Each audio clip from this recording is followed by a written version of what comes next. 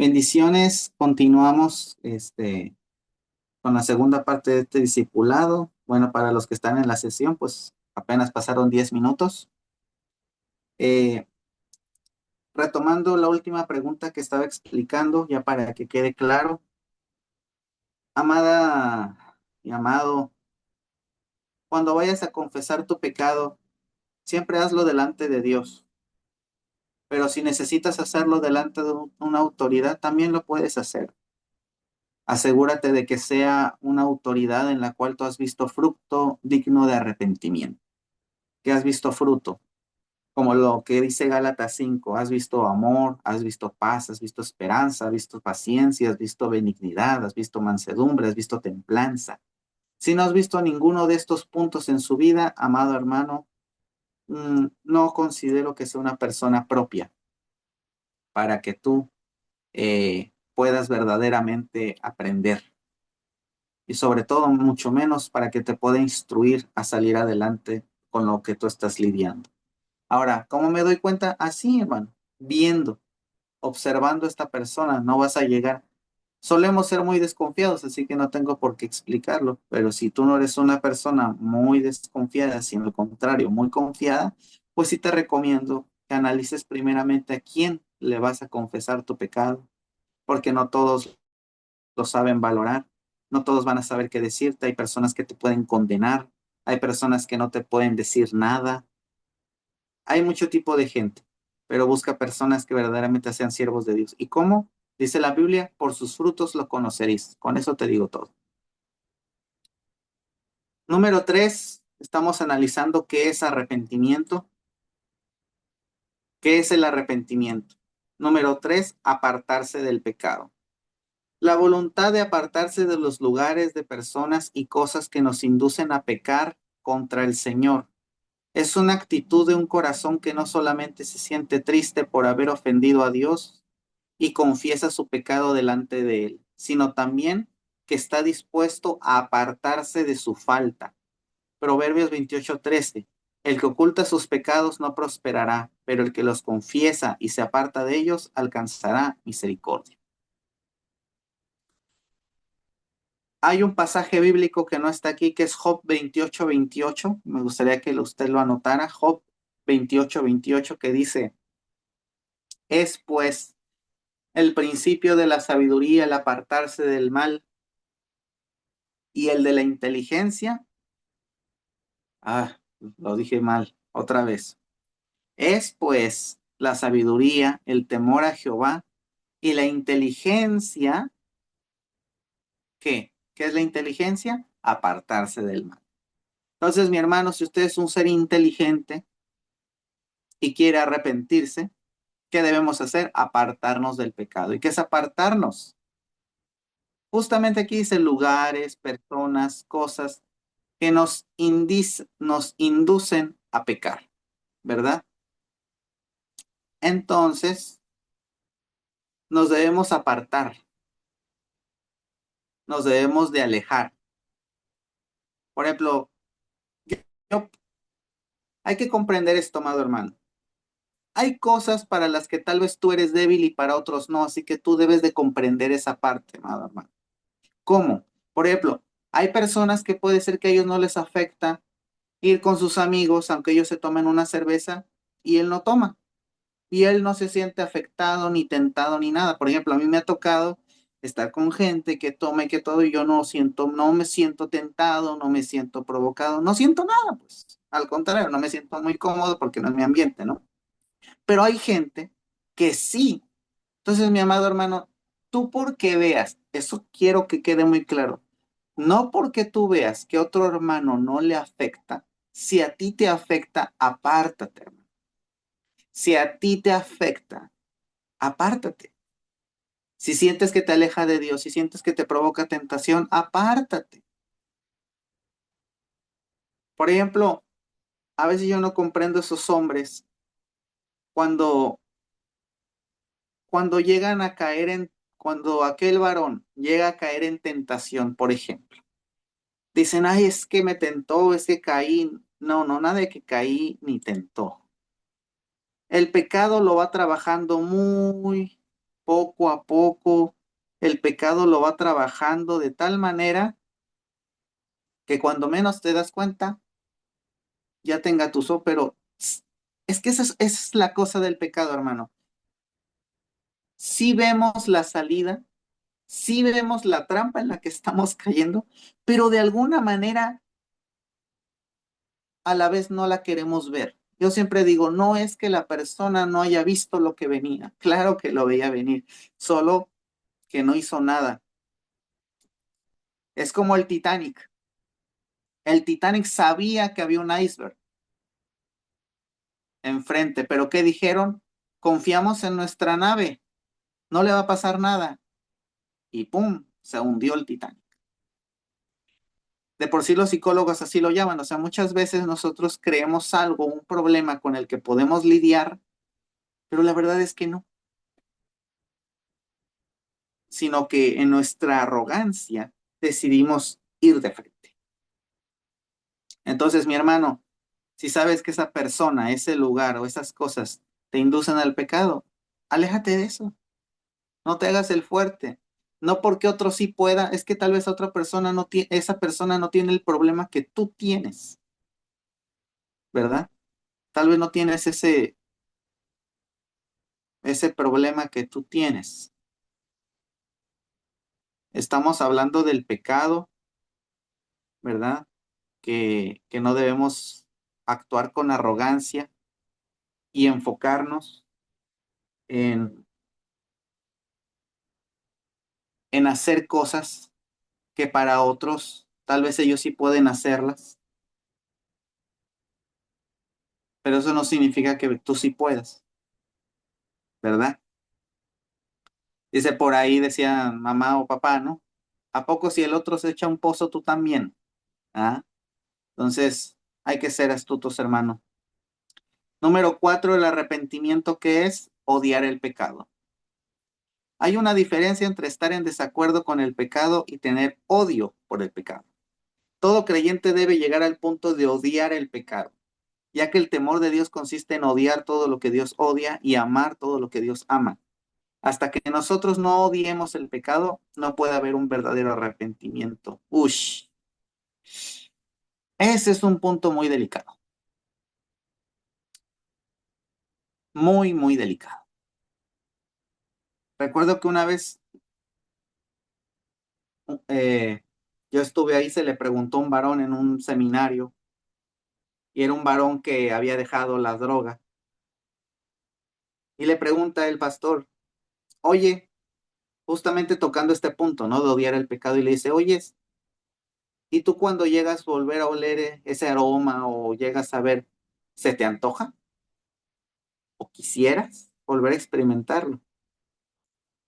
Y el hombre se quedó en un silencio profundo, pensando. Entonces eso ya no dio buena señal. Y después el pastor le volvió a insistir. Entonces, ¿ya no te gusta o sí? Y él le dijo, y él así como que pues sí, sí, todavía me llama la atención, pero ya no lo hago. Y eso es hablando de las drogas, ¿no? Pero el pecado se aplica a todos los ámbitos. Entonces es igual. O sea, si tú y yo no llegamos a este punto de odiar el pecado,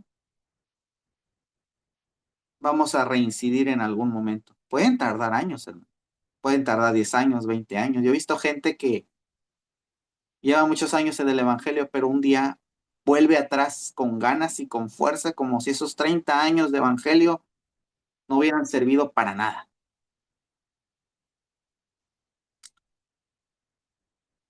Y es complicado, o sea, tenemos que odiar el pecado. Recuerde, todos aquí somos pecadores. No hay ni uno solo que se vaya libre. Todos tenemos algo en lo que pecamos. Ya sea que seamos mentirosos, envidiosos. Ay, no, yo no soy envidioso. Sí, sí lo eres, todos lo somos. Por eso a mí me da tanta risa los matrimonios cuando vienen y se pelean delante de mí. Siempre uno se pone como el bueno y es que mi marido, y es que mi marido, o el marido, ¿no? Es que la mujer, y es que ella, y es que ella. o los padres siempre quejándose de los hijos siempre quejándose de los padres, pero siempre todos aquí son el bueno. Nadie hizo nada mal. Entonces, hermano, hay que quitarnos esa máscara y verdaderamente mirar hacia adentro y darnos cuenta que somos seres pecadores y esta parte es radical. ¿Odiamos el pecado? ¿Qué es odiar el pecado? O sea, odiar el pecado es llegar a ese punto en el que te da asco. Te da asco. O sea, no lo soportas. ¿Sí? O sea, por ejemplo, tan solo el pensar la idea de adulterar con una mujer que no es tu esposa, o sea, me da asco. Tan solo la idea de caer en fornicación, o sea, me da asco. Caer, o sea, mentir, o sea, no, yo no puedo, me aborrece. La lujuria, la lascivia, o sea, esas cosas yo las aborrezco. Eso es odiar el pecado, no a la persona, sino el pecado. Entonces, mi hermano, usted y yo debemos odiar el pecado, no al pecador. Aquí dice, ¿no? Proverbios 8:13, el temor de Jehová es aborrecer el mal.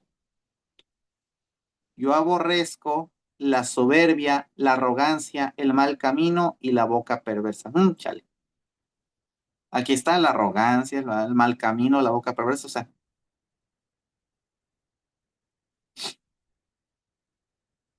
¿a qué se refiere ese comentario? La acción de...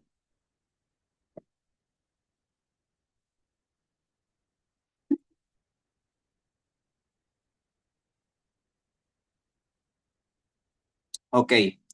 Número 5, la restitución. ¿Arrepentimiento qué es?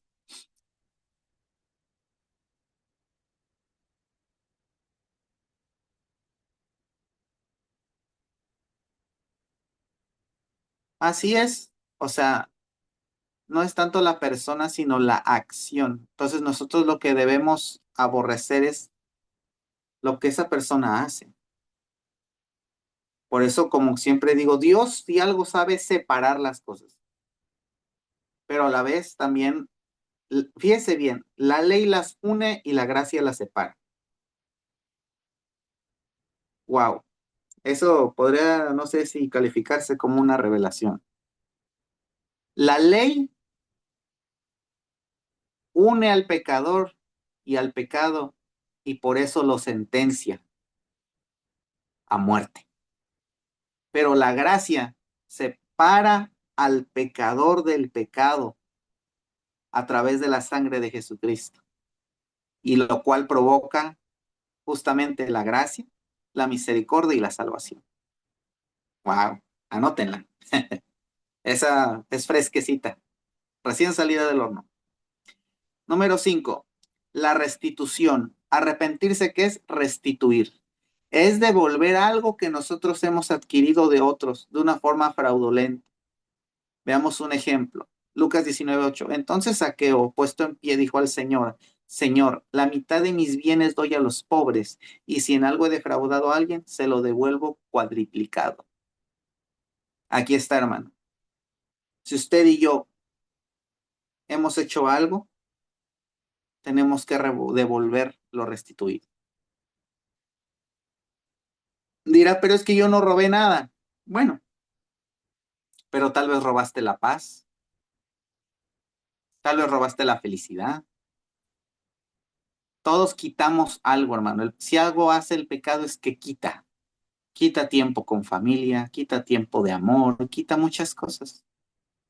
Te aseguro que el pecado quitó algo y que hay cosas que no podemos devolver, pero podemos hacer un esfuerzo por devolver aquello que quitamos en su momento.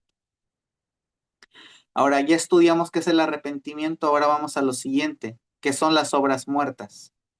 Las obras muertas. Eh, ya casi, vamos a apurarnos. Obras muertas. ¿Qué es una obra muerta? Aquí dice, número 1, es algo no iniciado por Dios. Número 2, es hacer algo en el momento equivocado. 3, hacerlo por motivos equivocados. Y 4, hacerlo con la intención equivocada. En pocas palabras, si usted quiere escribirlo ahí, tiene libreta, obras muertas es actuar sin sabiduría. Sin sabiduría divina, ¿eh? No estoy hablando de sabiduría humana.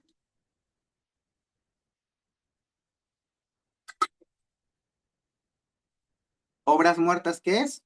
Actuar sin sabiduría de Dios, sin sabiduría divina. A ver, otra vez. La sabiduría humana, ¿cuál es? La sabiduría humana es la que se califica como experiencia, como conocimiento adquirido a través de tus aprendizajes. Eso es sabiduría humana. La sabiduría divina es un entendimiento, es un conocimiento divino, es un conocimiento espontáneo, exacto, veraz e inquebrantable. Eso es sabiduría.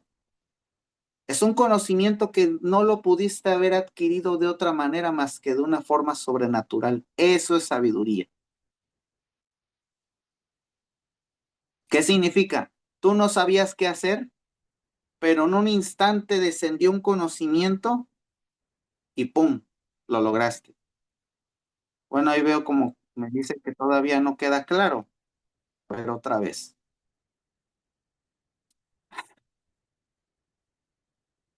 La sabiduría humana, hoy otra vez. La sabiduría humana La sabiduría humana es el conocimiento que yo adquiero a través de mi experiencia. O sea, por ejemplo, puedo tener sabiduría en la carpintería, en la herrería, en la alfarería, en lo electrónico, en las ventas. Eso es sabiduría. Soy sabio en ese campo. Soy inteligente en ese campo. La sabiduría es una acumulación de conocimientos, lo que me da una ciencia que puedo aplicar a través de la sabiduría. No, no vienen siendo talentos. Estoy hablando de sabiduría. La sabiduría es relacionada al conocimiento, algo que tú has aprendido, algo que sabes hacer. Eso es sabiduría humana, no son talentos. Los talentos son capacidades, habilidades que Dios nos dio. Los talentos son, sí, habilidades que el Señor nos dio. Por ejemplo, a quienes se les da la música, la cocina, el arte, la fotografía, etc., etc., etc. Pero eso no es, la sabiduría humana es conocimiento aprendido que tú aprendiste a aplicar. Eso es sabiduría humana. Por ejemplo, yo aprendí a hacer una mesa y puedo hacer una mesa. Eso es sabiduría humana. La sabiduría divina, ¿qué es? Por ejemplo, eh, a ver, un caso. Por ejemplo, hay cosas en las que yo no he sabido qué hacer y Dios me da la respuesta. Por ejemplo, cuando alguien,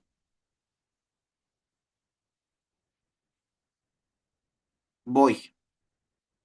La sabiduría divina, aquí dice claramente que es una obra muerta. Es algo que actúa sin sabiduría de Dios. O sea, ponle aquí, ponle aquí lo contrario, eso es sabiduría divina. Por ejemplo, es algo no iniciado por Dios. Entonces, ¿qué es sabiduría divina? Algo que Dios me dice que haga, que empiece.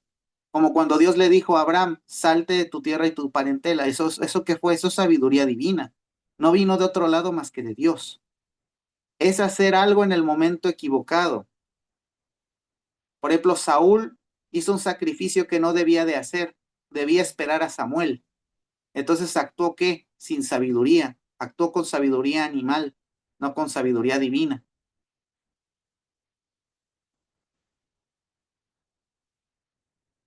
No tanto hacer algo sin la consulta de Dios, porque por ejemplo yo puedo consultar a Dios y Dios puede ser que no me dé la respuesta. Recuerde cuando Moisés estaba frente al Mar Rojo y le dijo al Señor, ¿y ahora qué hago? Y Dios le dice, ¿y tú por qué me preguntas? O sea, qué chistoso, ¿no?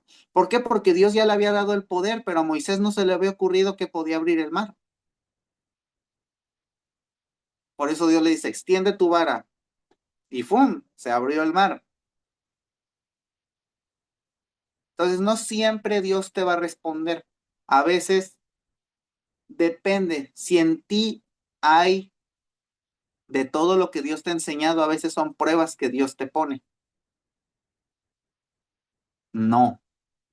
Moisés, por eso Dios le dijo, ¿por qué tú me preguntas a mí? A ver, es que creo que nos estamos revolviendo un poco en un tema muy sencillo. Una muerta, una obra muerta, eso toda obra de pecado. Y una obra de pecado es hecha sin sabiduría. Es una obra que se hizo por intenciones propias y no por inspiración de Dios. Por ejemplo, hay iglesias que son una obra muerta. ¿Por qué? Porque Dios nunca les dijo que abrieran esa iglesia. Dios nunca les dijo que construyeran. Dios nunca les dijo que hicieran eso. Ellos quisieron hacerlo, pero el Espíritu Santo nunca los motivó. Hay matrimonios que son una obra muerta porque Dios nunca inspiró ese matrimonio, por eso ese matrimonio nunca va a prosperar. Entonces, una obra muerta es toda aquella obra de pecado. Una obra muerta es todo aquello que el enemigo ha puesto, ¿ok? Entonces,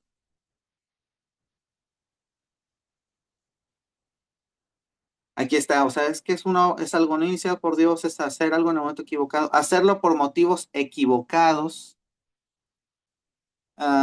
Por ejemplo, es este pasaje bíblico en el libro de Hechos cuando habla de Simón el adivino, que dice que quería comprarle los dones a Pedro, dice que le dio dinero porque dice, yo quiero ese poder. Y le dice el apóstol Pedro, yo veo que en ti hay estás en gran amargura, que tus intenciones no son buenas, ¿sí? Quería hacerlo, quería ese don, pero por los motivos equivocados. Él quería otra vez, era divino y quería volver otra vez a la antigua vida, pero ahora con nuevos dones, pero para seguir haciendo dinero, para seguir haciendo maldad.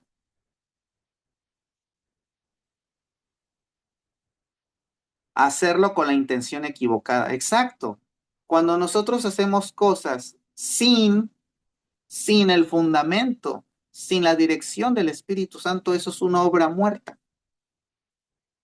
Entonces, hay que entender dos cosas. Yo no puedo quedarme sin hacer nada tampoco y esperar a que Dios me diga todo. Señor, ¿qué voy a comer hoy? Ni modo, si Dios no me responde, ni modo que no coma. O sea, también hay algo que se llama sentido común. Por eso Dios nos puso cómo discernir.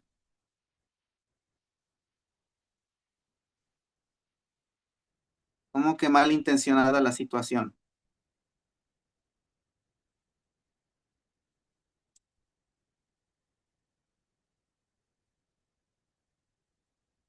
Exacto.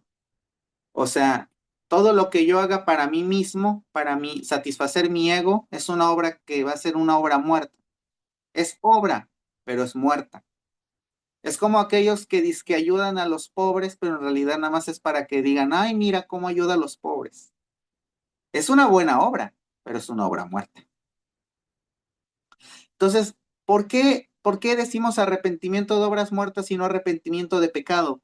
Ciertamente un pecado es obra muerta, pero también todo aquello que hacemos sin que, sin Dios. Puede ser bueno, pero si Dios no estaba en el asunto, se vuelve una obra muerta. Por eso hay cosas buenas que podemos hacer. Por eso la Biblia dice que ahora la salvación no es por obras, sino por salvación, sino por gracia. ¿Qué significa? Que todo lo que debemos hacer debe ser dirigido por Dios y no por nuestros instintos, no porque pensamos que era bonito. Recuerden cuando los apóstoles querían ir a predicar a Asia y dice que el Espíritu Santo les dijo que no. Ellos tenían una buena intención, pero Dios les dijo, no es el tiempo. Bueno, espero que vaya quedando claro. Vamos a ver estos ejemplos bíblicos. Primera de Corintios 13, 12 al 15. Y si sobre este fundamento alguno edificare oro, plata, piedras preciosas, madera, heno, hojarasca, la obra de cada uno será manifiesta, porque el día la declarará, pues por el fuego será revelada, y la obra de cada uno cual sea, el fuego la probará. Si permaneciere la obra de alguno que sobreedificó, recibirá recompensa. Si la obra de alguno se quemare, él sufrirá pérdida. Si bien él mismo será salvo, porque así como por fuego. Fíjese bien. Dice, si permaneciere la obra que de alguno que sobreedificó, recibirá recompensa. ¿Qué significa que edificó? Sobreedificó, que fue por Dios. Todo lo que hemos hecho en esta vida en algún momento será puesto en balanza y dirá, esto lo hiciste por ti y esto lo hiciste para mí. Entonces, por eso la Biblia dice, no hacer todo como si lo hicieras para Dios. Ahora, aquí quiero aclarar algo. Dios no siempre te va a decir qué hacer, pero para eso están las escrituras, para que tú, en base a las escrituras, tomes tus decisiones. Aquí lo que estamos hablando es, por ejemplo, ¿quién va a cometer obras muertas? Alguien que ni siquiera lee la Biblia. Pero si yo leo la palabra y lo he llevado en oración, mire, esta se nos va a acabar la segunda sesión. Lo he llevado en oración, entonces va a pasar algo. Me voy a apurar ya porque si tienen algunas preguntas, anótenlas y las respondemos en la próxima clase, por favor. Vamos al tribunal de Cristo. Bueno, voy a leer este pasaje. Apocalipsis 11:18. Las naciones se airaron y tu ira ha venido, el tiempo de juzgar a los muertos, de dar el galardón a tu siervo, los profetas, a los santos y a los que temen tu nombre, a los pequeños y a los grandes, y de destruir a los que destruyen la tierra. Como le digo, Dios pesará nuestras obras. El tribunal de Cristo, 2 Corintios 5:10. Es necesario que todos comparezcamos ante el tribunal de Cristo para que cada uno reciba según lo que haya hecho mientras estaba en el cuerpo, sea bueno o sea malo. Todo creyente debe entender que cada uno dará cuentas al Señor en el día del juicio, en el tribunal de Cristo. ¿Qué es el tribunal? Es el lugar donde seremos juzgados todos los creyentes por todo lo que hicimos aquí en la tierra. Es un tribunal para no para condenación, sino para recibir galardones. ¿Qué aspectos tomará en cuenta el Señor para hacer juicio o recompensar a los creyentes? Joder. Bueno, voy a tener que dejar este tema pendiente porque sí está, todavía me falta. Bueno, vamos a dejarlo aquí. Voy a dejar de transmitir pantalla y quiero dar una pequeña explicación para cerrar este tema de las obras muertas. Ya vamos a entrar al tema pues del otro, es que el tiempo. Bueno, ah, amados, todos los que nos ven, esta clase grabada, los que están aquí en presencial, pues damos gracias a Dios. El punto de este discipulado es que usted pueda aprender principios básicos de la doctrina de Cristo. Y uno de los puntos que estuvimos viendo en estas dos partes es el arrepentimiento. Debemos arrepentirnos de toda obra que hemos hecho, de toda obra de maldad, de toda obra que no bendice. Debemos arrepentirnos de todo pensamiento, de toda palabra, de toda acción que no está conforme a la palabra, que no bendice a nadie. Si tú dices algo que no bendice, no lo digas. Si tú estás pensando algo que no bendice, no lo pienses. Si tú estás haciendo algo que no bendice a nadie, no lo hagas. Pero sobre todo, si lo que piensas, hablas o haces no le agrada a Dios, no lo hagas. Vamos a encomendar nuestra vida a Dios verdaderamente y dejar que Él guíe nuestros caminos. Es de un momento de arrepentirnos de todo pecado, de toda obra muerta, todo aquello que hemos hecho sin la consulta de Dios, todo aquello que hemos edificado sin la bendición del Padre, todo aquello que hemos hecho por intenciones propias, porque tarde o temprano eso es una obra muerta, algo que hago para mí, en mi egoísmo. Pero si es algo que tú estás haciendo para Dios y para ayudar a sus pequeñitos, que es todos la humanidad, pues créeme que es el de gran bendición.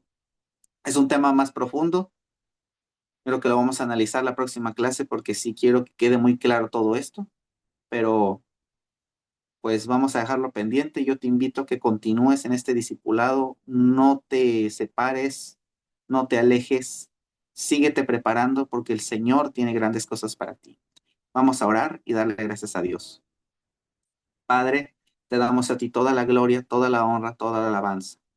Gracias Dios porque en ti está todo el poder. Hoy, Señor, yo pongo delante de ti la vida de tus hijos e hijas. Yo sé, Señor, que si ellos están dispuestos a aprender, yo sé que ellos sí están dispuestos a arrepentirse, tú harás grandes cosas. Inquieta, Padre, nuestros corazones un arrepentimiento genuino que nos lleve a la restauración total. Un arrepentimiento genuino, Señor, que nos lleve verdaderamente a esa transformación. Un arrepentimiento genuino que verdaderamente despierte en nosotros el deseo de ser transformados por tu Espíritu Santo. Perdónanos, Dios, por todo aquello que hemos edificado sin tu instrucción. Perdónanos por todo aquello, Padre, que no ha bendecido a otros, sino solamente es para beneficio propio. Perdónanos, Señor, porque hemos buscado más nuestra propia satisfacción antes que la tuya.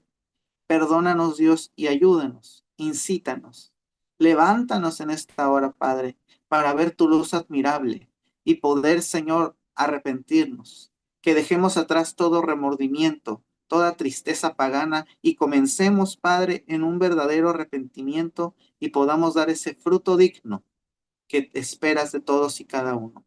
Gracias, Padre, gracias, Hijo, gracias, Espíritu Santo. Amén y amén.